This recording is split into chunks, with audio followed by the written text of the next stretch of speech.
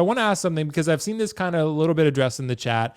And this is something that we came up with beforehand because we really wanted to know, since we're talking about NR and other things in that realm about premium materials and superior quality, supposedly that's what they're marketing. I wanted to ask because I think we always say like, man, I really wish we had real leather, or I really wish there was die cast swords or whatever, right? More premium materials. And we've kind of gotten that with NR. And like Shane had mentioned, a lot of collectors feel priced out because the figures are so expensive. But I think maybe sometimes and I've done this too, we forget that premium comes with premium price. So if you get a better product, you're likely going to pay more. They're not going to usually be able to keep the cost down as much. At least they're not going to want to because they're selling something premium and they want to price it premiumly. So would you guys pay 1.5 to 2 times for premium materials if it came to that? Because that's kind of what Inard's doing, maybe 1.5 times right now, what a hot toy is. It depends on the figure, but like Vader, for example, that's the figure I wanted to start with. Because Vader DX, right? We talk about that. Vader DX, say he's a 330 right now. That's a really good price, honestly, to be fair. And say that's real leather. Real leather Vader. Maybe the lightsaber is not just USB light up. Maybe it's some sort of light up, like with some sort of other situation where you can just like make it even simpler than that, like even more premium, the next level of tier. The base is even, like real metal or real wood, stuff like that. Would you pay that to have the premium version of Vader? Or are you happy with what we have with the pleather and still pretty premium? Because I'm wondering how people feel about this. Because Shane, I'll start with you. It's premium comes with the price. So I'm wondering, would it be worth it? Is premium worth it to you? Or are you happy with what we have that's premium enough? Remember when I was first getting into snowboarding and I got taught by one of my mates. He said, when you're buying your kit, spend the money but spend it once. And then years later, I was watching you in a stream, and you say, "Buy nice, buy nice or buy twice." Yep, that's the rule. So I mean, like that DX 800 I bought today. That's really my first figure with a pleather jacket or something, a big piece of pleather on it, besides holsters and stuff like that. So depending on how that goes, could help me answer this question. If that's going to degrade, then I think it probably is worth spending the extra money if you get leather materials.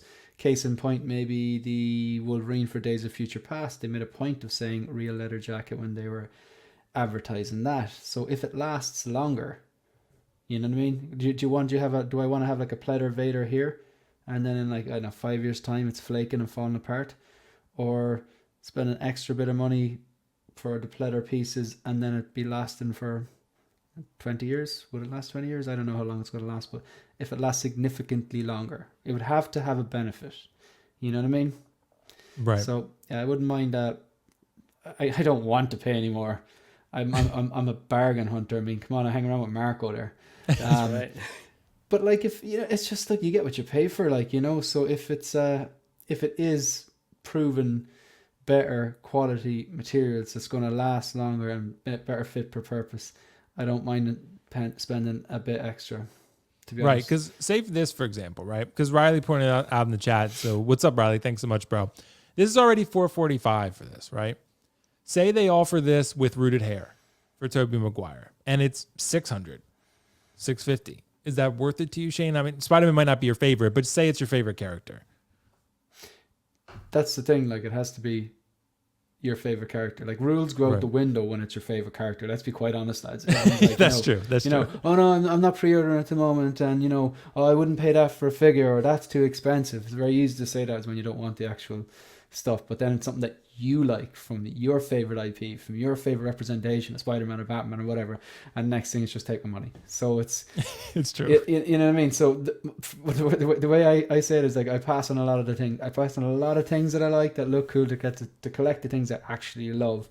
But because I have those rules and I've recognized this is important, this is a priority, and this sort of stuff's not so much, because I make all those passes, I can afford to splurge on the things that are my favorite character, that have that extra few things, like, so case in point, 2-pack rooted Joker, or maybe the Bale Batman that they're inevitably going to do, hopefully, or maybe that limited edition Joaquin Phoenix Joker. They're the ones that you're like, let's just suspend the rules for a minute and bend them here, because this stuff is more important. You know what I mean? So Yeah, rules are like, and Shane, like we talked about maybe before the show, like say InArt does that Terminator 2 line, maybe they make it a 2-pack. They give you an Arnold clean and an Arnold battle damage, right? Real metal endoskeleton. Right. And they could, right? Yeah. And maybe like with the Arnold would be rooted hair 2-pack, right? Clean version and battle damage version. Maybe it's 1300, right? Yeah. I'd probably pay that. I mean, because it's Arnold. I mean, so that would be hard to pass up. I can't say that I won't, because someone will clip it and then they'll do it and then it'll be That's they'll do it. You know damn well you're paying that. John, if you're listening. So, and like the Joaquin Phoenix, we already know, I think they've already said that's going to be like around 1,000 to 1,100. So it's probably going to be a 2-pack again. So, and they're going to make 7 of them and it'll all be numbered. Hey, I'll buy one. I'll have an edition size 1 of 7. So yeah, but so Marco, what do you think, man? Would you pay like premium prices for say Hot Toys if they did that type of thing? I mean, say, like I said, Tobey Maguire, pick your favorite character, rooted hair, and it's already a high price. What do you think? Maybe because I'm a semi-newish collector, I've only been collecting for a few years, I haven't had the issues with the materials and the flaking. I also don't live in a place that's extremely humid, so I guess we'll see kind of over the long term of my collecting the longevity of these figures. But they looked great on the shelf, and that's really what matters to me, right? I kind of put them behind glass, don't really pose them a whole ton. I get them in, a few poses that I like, and then just kind of have them as display pieces. So I don't necessarily see the need to go like 1.5 to 2 times more. I enjoy, the price that maybe not enjoy, but I feel like comfortable-ish in the price range where we're at currently. As we go above and we get into the InArt territory, it's feeling more and more uncomfortable. And we'll see, with market conditions, what the demand is for these collectibles moving forward. But I think, as Shane said, that Wolverine was brought out very competitively priced with some new technology incorporated, right? The seamless arms and the leather jacket. And so I think that they could, for the sake of improving their company as a whole, be like, you know what, we're going to just use more sustainable materials moving forward. Or more premium materials. And that's just a feature of Hot Toys moving forward. We're stepping up our game. Everything that's released now is going to have XYZ, USB, wireless. So I think that ultimately they could up their game overall and not charge a whole lot more for it, because I don't think I'd be game to pay twice the amount for better materials because they already look so great. Gotcha. So you'd be comfortable with kind of how it is right now because it's already pretty premium, right? Especially with this one, meaning, it's real leather jacket already, and they kept it at $330. So, and this is the deluxe version, right? There's one without the base that's even cheaper. That's kind of, like marketed at a more mid-range. Yeah, 284. 284. Yep. So it's like, okay, he comes with the leather jacket. He comes with the seamless arms. That's a pretty decent price. So I think they could start incorporating. They could give us a Vader for $350, let's say $20 marked up beyond where the other version is, and kind of still stay in that competitively priced range, but just say, hey, we're stepping up our game overall. Yeah, could be. But yeah, I mean, it's interesting to see, and I want to, I'm reading the comments in the chat too while we're talking, and I'm interested to see how people feel about that, because I think we all kind of thought, with 1.6, like there's a certain threshold in terms of price that we would reach, and then we'd be priced out. But I do think a lot of people are kind of breaking through that barrier. I think InArt is kind of showing that a little bit. Like I was one of them. I was kind of like, well, I don't think people are going to pay $500-600 for a figure in 1.6, but boy, was I wrong. So, and I'm doing it. I didn't think I would be doing it either. But if the product is superior and it's a character you love, then I think you'd be willing. Like Shane said, the rules go out the window when it's a character you love. Like, I mean, they did the Loki quarter scale statue, and it's rooted hair, and it's like $1,200 for a quarter scale statue. But it's rooted hair and it's Loki, so I'm going to get it, right? So I think. And I guess what are we conditioning collectors to do?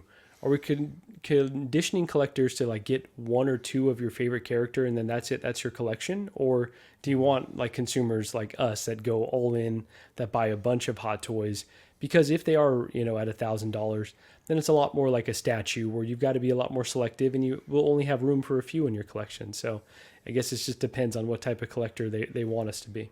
Yeah. And like I said, the Vader DX is the example I tend to look at a lot, because real leather, that would be nice. And, maybe they do a Winter Soldier again and they give it real leather. That would be nice because that one tends to flake pretty often. So mine hasn't, luckily. I don't want to, knock on wood there on that one. But